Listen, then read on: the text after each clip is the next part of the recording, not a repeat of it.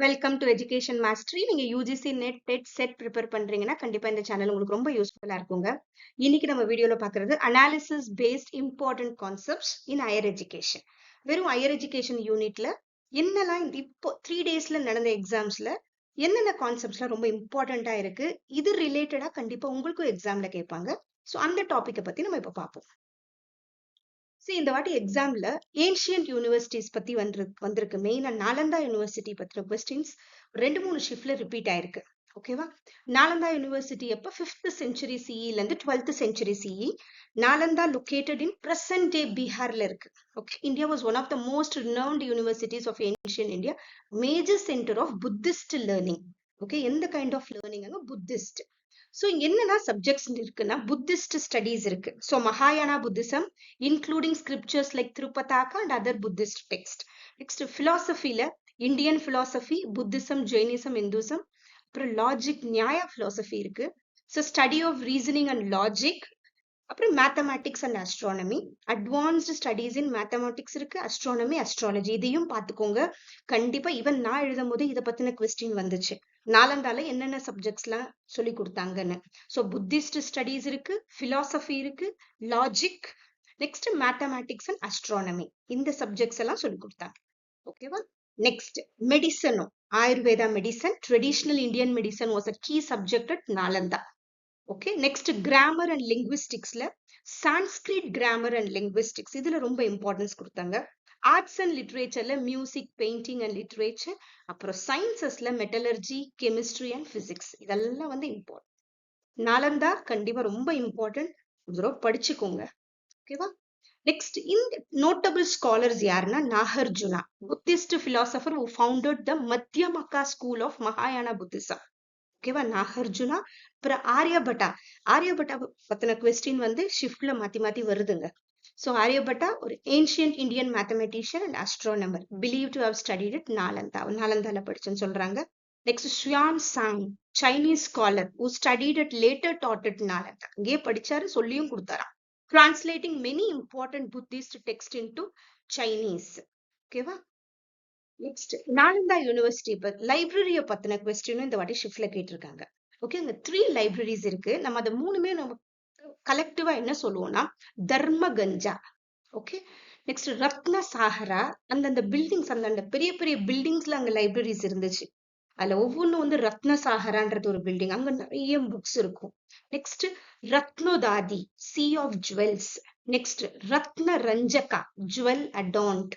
Okay, Ratna Sagara, Ratnodadi, Ratna Ranjaka. Next, these libraries housed a vast collection of manuscripts and texts covering a wide range of subjects, including Buddhist scriptures, philosophy, literature, and science. பார்த்துக்கோங்க. அதே மாதிரி நாலந்தா பத்தி நல்ல ஒரு நிறைய ஸ்டோரிஸ்லாம் இருக்கு. இப்ப exam டைம்ல முடியலனாலும் அதுக்கப்புறம் நீங்க படிச்சு பாருங்க. நாலந்தா எப்படி போச்சு, எப்படி இந்த லைப்ரரியில எரிஞ்சு போச்சு, எதனால, யார் பண்ணா, இது நிறைய நல்ல ஸ்டோரிஸ் இருக்கு. நிறைய ஸ்டோரிஸ் இருக்கு இந்த பத்தி சுத்தி. நெக்ஸ்ட் தக்ஷஷீலா, 6th century BCல இருந்து 5th century CE வரைக்கும். ஓகே, தக்ஷஷீலா வந்து தக்சிலான்னு சொல்லுவோம். earlier known universities in the world located in present day Pakistan. It served as a major center of learning in ancient India. The சாரக்கா பத்தின question இப்ப ஷிஃப்ட்ல வந்திருக்கு. So ancient Indian physician known for his contribution to ஆயுர்வேதால பண்ணது சாரக்கா. Okay, next, Charaka is the most famous for his work, the Charaka Samhita. So, a foundational text of Ayurveda that outlines various aspects of medicine, including diagnosis, treatment, and surgery. Diagnosis, treatment, and surgery. Okay, next. Next, Panini. இவங்கள பத்தியும் இந்த வாட்டி எக்ஸாம்ல வந்திருக்கு. Panini, who lived around 4th to 5th century BC, is closely associated with Takshashila University. Okay, இவரோட major work என்னன்னா அஷ்டத்யாயி, a foundational text on Sanskrit grammar. Okay, Panini வந்து Sanskrit grammar. இப்போ எக்ஸாம் டைம்ல இது மாதிரி ரொம்ப பிரீஃப், ரொம்ப டீட்டெயில்டா படிக்க முடியலனாலும் அட்லீஸ்ட் ஒரு கீ டேர்ம்ஸ் மாதிரி ஞாபகம் வச்சுக்கோங்க. சம்டைம்ஸ் ஈஸியா கொஸ்டின் கேட்பாங்க, இந்த கீ டேர்ம்ஸ் வச்சு நம்ம ஆன்சர் பண்ணிட முடியும். ஓகேவா? So Panini 4th to 5th century BC, Takshashila university. எந்த யூனிவர்சிட்டி சேர்ந்தவங்கன்னா இவர் தக்ஷஷீலா யூனிவர்சிட்டி. இவரோட மேஜர் ஒர்க் எதுனா அஷ்டத்யாயி. ஓகே, சான்ஸ்கிரிட் கிராமர் பண்ணாரு. அந்த சான்ஸ்கிரிட் கிராமர் என்னன்னா, this text compromising 3959 concise Shudras இருக்குமா. Revolutionized the study of grammar by introducing advanced concepts such as meta rules and syntactic structures. Sanskrit related, full of Sanskrit grammar. Ashtadhyayi Panini. Okay, இவரோட contributions என்னன்னா, developed a comprehensive system of Sanskrit grammar, introduced concepts such as meta rules and syntactic structures, influenced both ancient and modern linguistic studies. Okay, next. Next, Vedas. Vedas என்னன்னா, இவங்க பண்ண வேதாஸ்ல Vedas and வேதாங்காஸ். ஓகேவா, one second இதை நான் select பண்ணணும்னு பாக்குறேன். Okay, Vedas and Vedangas. Rigveda, Samaveda, Yajurveda, Atharva Veda, இதெல்லாம் தெரியும் நமக்கு. அதை பத்தின ஸ்டடீஸ் இருந்துச்சு.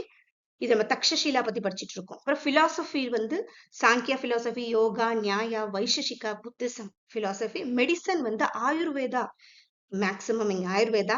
So with renowned scholars like Charaka பத்தினதும் Aryabhata, Panini பத்தியும் இந்த வாட்டி ஷிப்ஸ்ல வந்திருக்கு. ரிலேட்டடா இவங்களுக்கு தான், contributing to the development of ancient Indian medicine. Now law and governance, the Shastra, ancient Indian treatise on statecraft, economic policy and military strategy, இதெல்லாம் சொல்லி கொடுத்துருக்காங்க அங்க. Vedas and Vedangas, philosophy, medicine and law and governance. Okay, next, mathematics and astronomy. So significant contributions were made by scholars like Panini, our grammar பண்ணிருக்கிறாரு, Aryabhata, astronomy and mathematics. Okay, இவங்க ரொம்ப. Next, military science பத்தி, the art of war and weapon. Okay, weaponry. Languages and literature, Sanskrit and Prakrit language சொல்லி கொடுத்திருக்காங்க, along with literature including epic poetry.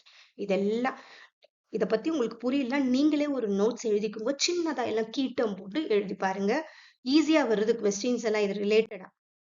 Next, Indian notable scholars. Takshashila யாருன்னா, first Panini, renowned grammarian, known for his work Ashtadhyayi, the word which laid the foundation for Sanskrit grammar. Now, Kautilya, Chanakya, author of Ardhashastra. Okay, so Jivaka, famous physician who studied Ayurveda at Takshashala. Jivaka, இவங்கலாம் வந்து அங்க notable, ரொம்ப famous ஆனவங்க. So Nalanda University. Nalanda University எப்போ வந்து World Heritage Site ஆச்சுன்னா 2016ல. Okay, recognized for its historical significance as one of the oldest university in the world and a center of learning for over 700 years. Okay, actually Nalanda University அழிஞ்சிச்சு, இப்ப புதுசா பண்ணிட்டு இருக்காங்க. Next, Takshashila. Takshashila எப்ப heritage site மாறுச்சுன்னா World Heritage Site in 1980ல மாறுச்சு. So valued for its role as an ancient center of learning and its contributions to various fields of knowledge in ancient India. Okay, 1980ல இதுக்கு UNESCO world heritage சைட்னு சொன்னாங்க. Next, national education policy 2020 பத்தி நிறைய ஷிப்ஸ்ல ரிப்பீட்டடா questions கேட்டுட்டே இருக்காங்க. நம்ம அதை பத்தி ஒரு சின்ன ஒரு ரீகேப் பார்த்துருவோம். ஓகே, இந்த கமிட்டியோட சேர்மேன் யாரு? Doctor K Kasturi Rangan. Okay, அவங்க பண்ண ஸ்கூல் ஸ்ட்ரக்சர் எதுனா 5+3+3+4 ஸ்கூல் ஸ்ட்ரக்சர். ஓகே, நம்ம படிச்சப்ப 10+2+3 இருந்துச்சுல்ல, இப்பயும் அதான் நம்ம இருக்கு. இப்பதான் கொஞ்சம் கொஞ்சமா மாறிட்டு இருக்கு. ஸோ அவங்க சொன்னது வந்து, அவங்க ரெக்கமெண்ட் பண்ண ஸ்ட்ரக்சர் 5+3+3+4. 5 இயர்ஸ்னா என்னன்னா, ப்ரீ பிரைமரி 3 இயர்ஸ், அப்புறம் கிரேட்ஸ் 1 and 2 இயர்ஸ். ஃபர்ஸ்ட்ல நம்ம என்ன பண்ணுவோம், அந்த ப்ரீ பிரைமரிக்குலாம் ரொம்ப இம்பார்ட்டன்ஸ் கொடுத்துருக்க மாட்டோம். பட் இந்த NEP 2020 நம்ம அங்கேயும் நம்ம இம்பார்ட்டன்ஸ் கொடுக்கணும்னு சொல்றாங்க. Next, preparatory stage 3 years, grades 3 to 5, 8 to 11 வரைக்கும். Next, middle stage திரும்பியும் 3 years, grades 6 to 8, ages வந்து 11 to 14 வரைக்கும். அப்புறம் secondary stage 4 years, grades 9 to 12 வரைக்கும், ages 14 to 18. இதுதான் இப்ப பண்ற ஸ்கூல் ஸ்ட்ரக்சர். அவங்க ரெக்கமெண்ட் பண்ணது NEP 2020 பிரகாரம் 5+3+3+4. சம்டைம்ஸ் இதுல எது ஃபவுண்டேஷனல் ஸ்டேஜ், எது ப்ரிப்பரேட்டரி ஸ்டேஜ்னு கேட்கலாம், பார்த்துக்கோங்க. நெக்ஸ்ட், நேஷனல் எஜுகேஷன் பாலிசி 2020யோட objectives, இதுதான் இந்த வாட்டி ஷிஃப்ட்ஸ்ல வந்தது.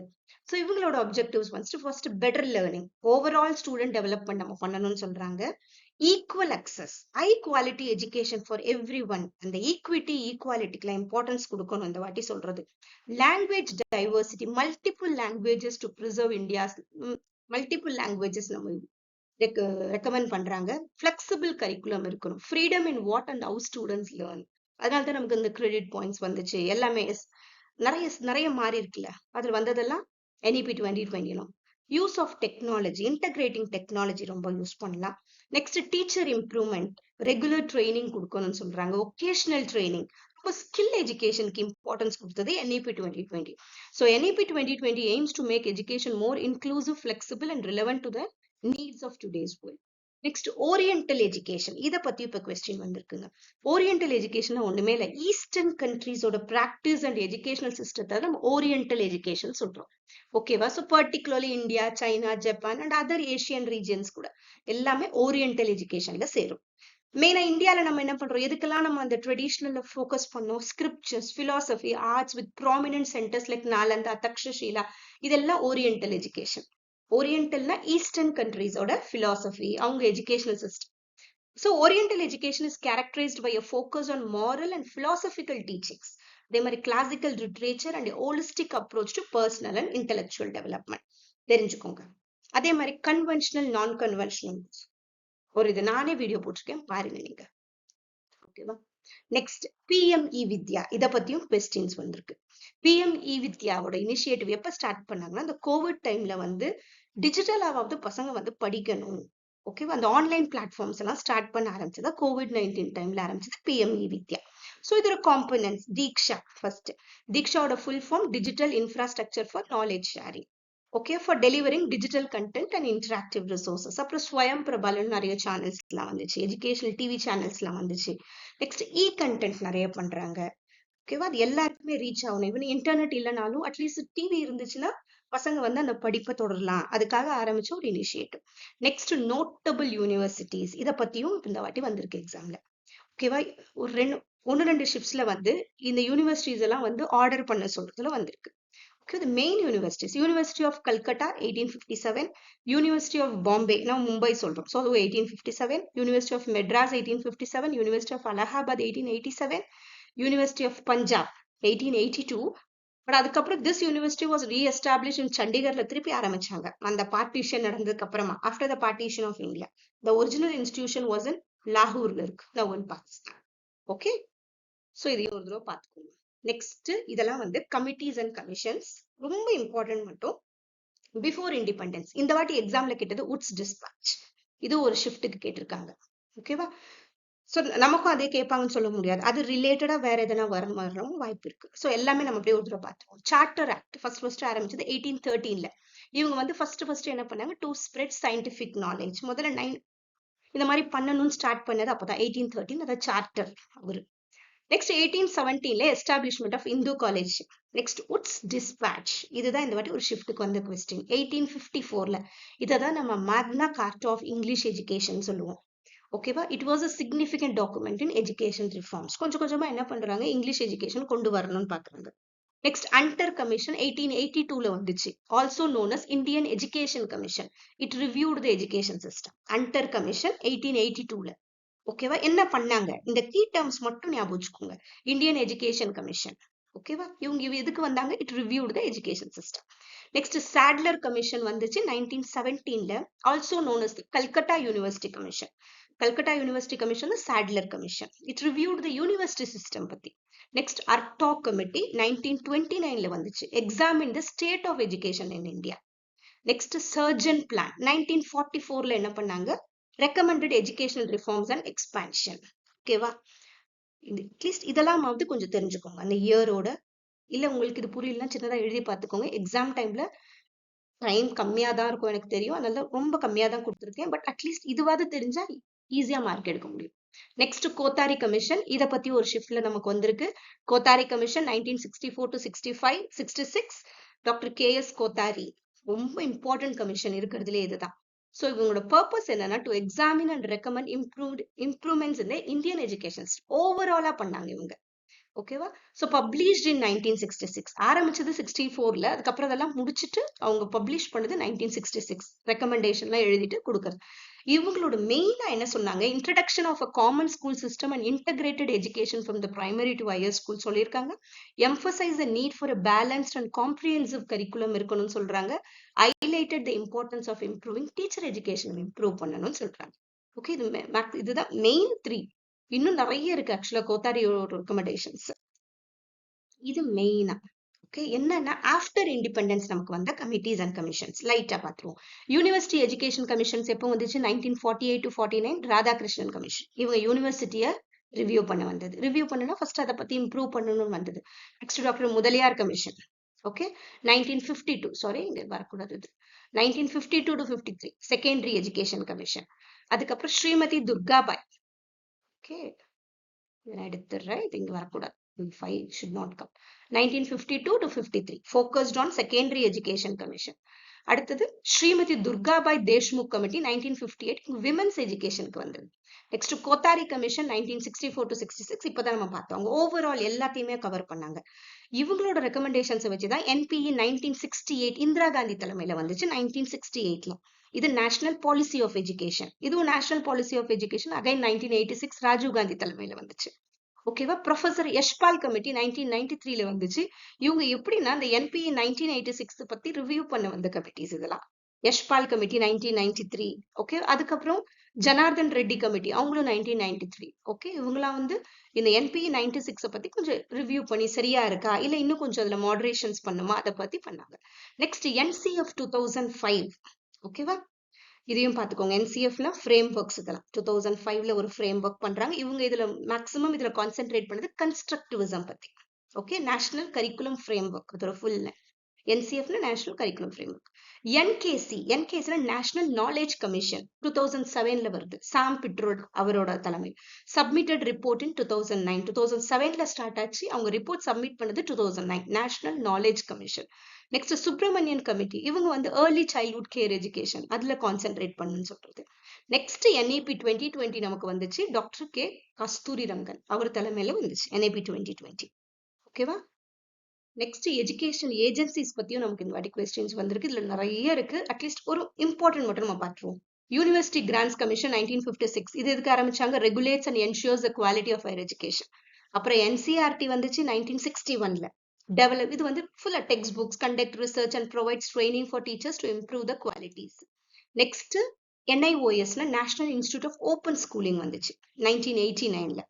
அப்புறம் all India council of technical education AICTE 1987ல எதுக்கு வந்துச்சு? அவங்க வந்து டெக்னிக்கல் எஜுகேஷனை பார்க்கறதுல. ஓகேவா?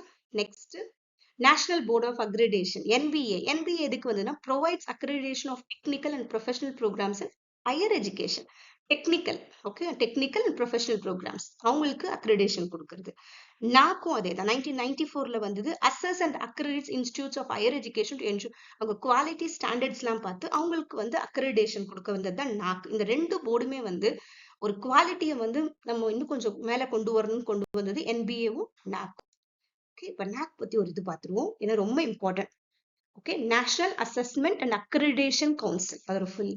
ஸோ இவங்க வந்து ஒரு 7 கீ கிரைட்டீரியாஸ் வச்சிருப்பாங்க. அதை வச்சுதான் வந்து அந்த யூனிவர்சிட்டிஸுக்கு அந்த ஒரு கிரேட் கொடுப்பாங்க. நான் இதை பத்தி நான் ஒரு வீடியோ போட்டிருக்கேன், நீங்க பாருங்க. அந்த கிரேட்ஸும் அதுல போட்டிருக்கேன். ஓகேவா? So curriculum and design and development, teaching, learning and evaluation, research, innovation and extension, infrastructure and learning resources, student support and progression, governance, leadership and management, institutional values and best practices. இந்த 7 key criterias, இதுலயும் சில sub கிரைட்டீரியாஸும் இருக்கும், கொஞ்சம் கொஞ்சம் இருக்கும். ஓகேவா? But இதுதான் main. இந்த 7 கிரைட்டீரியா பேஸ் பண்ணி அந்தந்த இன்ஸ்டிடியூஷன்ஸ்க்கு அவங்க கிரேட்ஸ் கொடுப்பாங்க. ஓகேவா? கிரேட்ஸ் வரும். அதே மாதிரி ஏ+, பி+, அந்த மாதிரி வரும் அவங்க கிரேட்ஸ்ல. அதை பத்தி நான் வீடியோ போட்டிருக்கேன், ஒரு தடவை பார்த்துக்கோங்க. Next council of boards of school education COBSE, இது 1992. இது எதுக்குன்னா coordinates among different state boards of எஜுகேஷனுக்கு. Next directorate general of training DGT 1996ல வந்தது. இது vocational training and skill development through training institute, அதை பார்க்கறதுக்கு வந்தது. Next Indian council of social science research ICSSR 1969ல இது promotes and funds research in social சயின்ஸ்க்கு வந்தது.